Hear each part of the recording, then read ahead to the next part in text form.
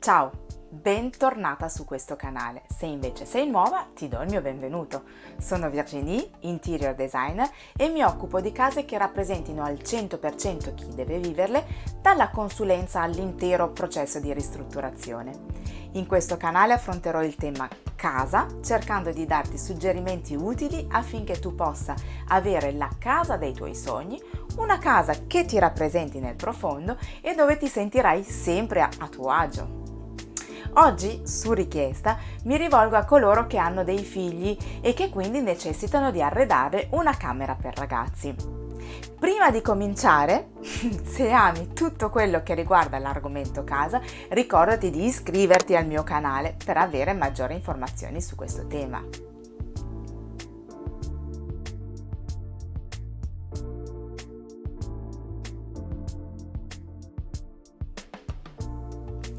Progettare un ambiente per bambini o ragazzi richiede un'attenzione particolare.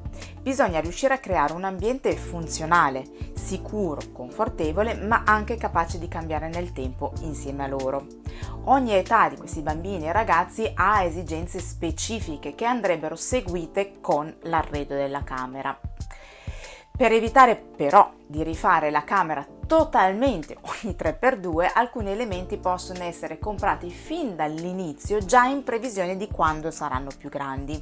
Un esempio potrebbe essere l'armadio, e lo so che per neonati e bambini ci sono tanti elementi deliziosi e coccolosi, ma dopo qualche anno li dovrai cambiare.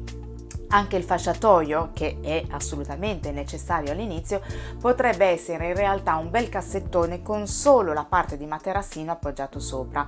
Il materassino con gli anni sparirà, ma il cassettone resta. Per dare poi il mood di camera da bambino o bambina piuttosto che da ragazzo, userai colori, tessili e decorazioni, cose che hanno un impatto economico meno pesante quando si devono cambiare. È meglio poi, quando si arreda una camera per bambini o ragazzi, partire dagli elementi più grandi. Può sembrare una banalità, lo so, ma il rischio è poi di non riuscire ad avere una stanza funzionale. Quindi letto, armadio, scrivania sono le 3 cose assolutamente necessarie in una camera per ragazzi. Da lì poi tutto il resto.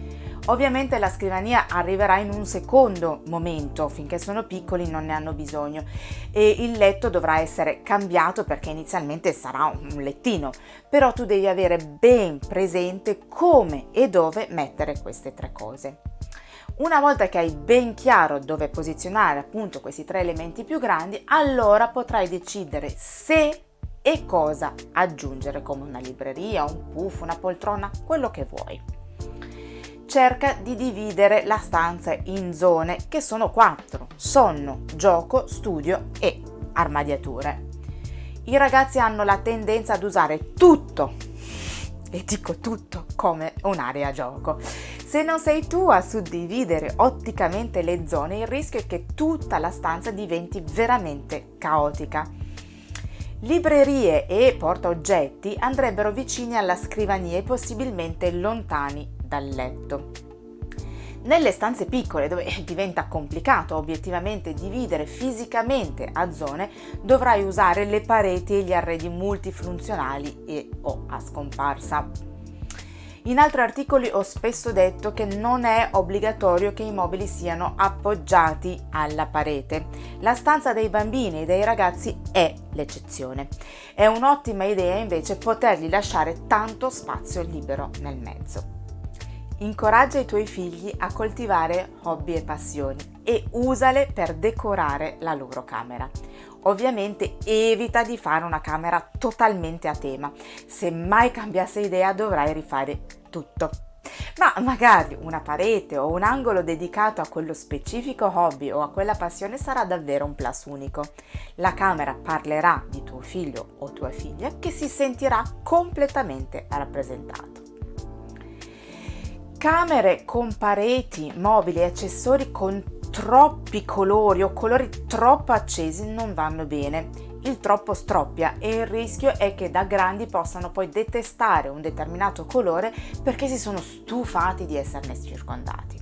Quindi bene il colore, ma magari in tonalità più tenui su pareti e mobili e poi magari più accesi in accessori o decorazioni. Ho detto di non esagerare col colore, ma questo non significa tenere tutte le pareti bianche. Sarebbe davvero sprecato e soprattutto un bel po' impersonale. Sono accettabili solo ed eventualmente se ci sono tanti mobili colorati e molte decorazioni, ma questa cosa è una cosa che sconsiglio. Come detto prima, meglio colori tenui anche per i mobili, se non a piccole dosi. Puoi anche decidere di usare la carta da parati, cercandone una con colori e fantasie che aiutino a creare l'atmosfera che vuoi dare alla stanza. Puoi creare anche qualcosa di insolito mettendo la carta da parati a soffitto anziché sui muri. Ovviamente se tuo figlio o tua figlia è già più grandicella puoi condividere con lui o lei le sensazioni che vorrà vivere nella sua stanza, cosa può rappresentarlo di più. Ma siccome i gusti dei bambini e dei ragazzi cambiano presto, fai attenzione a non esagerare con le fantasie o dovrai sistemare le pareti ogni 3x2.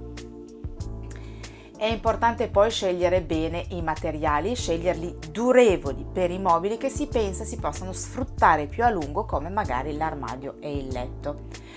Evita ovviamente, ma non dovrei neanche dirtelo, comunque evita materiali fragili soprattutto quando sono più piccoli. Quando parlo di materiali però parlo anche dei pavimenti, perché credimi saranno spessissimo per terra, soprattutto da piccoli, però in realtà anche dopo. Evita il marmo o le superfici troppo lisce, oltre ad essere fredde rischiano di scivolare. Il legno sarebbe l'ideale perché è un materiale caldo, ma se preferisci le piastrelle ricordati magari di mettere un bel tappeto. Anche per il tappeto però attenzione che siano resistenti e soprattutto facilmente pulibili. Anche nella stanza dei bambini e dei ragazzi il controllo della luce e della privacy è importante, quindi sono necessarie le tende. Tra l'altro quando i ragazzi sono più piccoli è importante oscurare bene perché possano riposare al meglio. Per questo motivo puoi usare un doppio tendaggio, una tenda chiara e semitrasparente e una oscurante magari colorata. Quella chiara può essere a drappeggio per una stanza più classica e romantica, oppure a pannello o pannello a vetro per una stanza più moderna e contemporanea. Quella oscurante e colorata ovviamente va scelta in accordo a colori e mood di quella stanza. L'illuminazione, lo sappiamo, è super importante ovunque e quindi è ovvio lo è anche per la camera dei bambini e dei ragazzi. Va pensata un'illuminazione generale della stanza e poi una specifica per ogni attività. Ci andrebbe una luce da terra per quando gioca, una luce da tavolo per la scrivania, la quale andrebbe posta in modo da poter usufruire il più possibile della luce naturale, ma ovviamente comunque ci va anche la luce aggiuntiva. Infine una luce vicino al letto. Al posto dei classici abajur che i ragazzi possono anche accidentalmente far cadere, puoi pensare di usare delle luci a parete. Ce ne sono di tutti i tipi e ravvivano la stanza. Ho sempre detto che ogni stanza della casa dovrebbe avere un filo conduttore come il colore o lo stile. La camera dei ragazzi può essere l'eccezione. La stanza è la loro e deve rappresentare loro, quindi non imporre il tuo gusto né il tuo stile.